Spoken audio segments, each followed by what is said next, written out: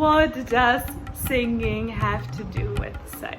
This wasn't exactly singing, but that's not the point. It's the voice, it's the sound actually that is important. I'm Eliška Vara and I am Freedom Catalyst Women's Mentor, the founder of Amazonian Academy, Wonder Woman Way, and Ethical Jewelry Birth. And in this video, I will share with you the connection of the vocal cords and your vagina. So if you actually look at a picture of the vocal cords, it looks very much like your yoni. And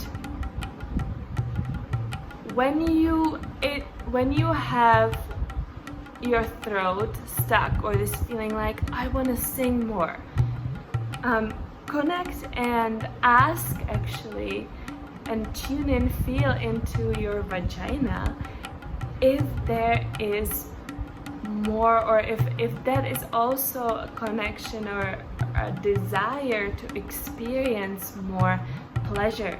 So more of your throat opens, more you are able to sing and scream and make loud noises, more free and wild you also are in bed and with yourself.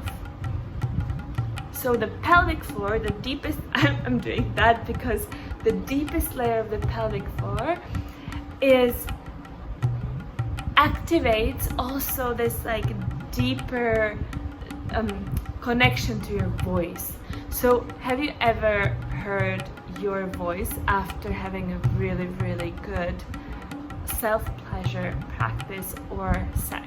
It becomes really low and you start speaking like this, right?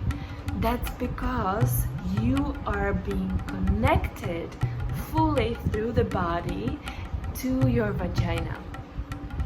So when you are connected to the power of your pussy, you can hear that in your voice. If you're speaking from your womb, all the way from the whole of your body, your voice is naturally lower. So some women are very high because they're completely disconnected from the rest of the body, especially from the vagina.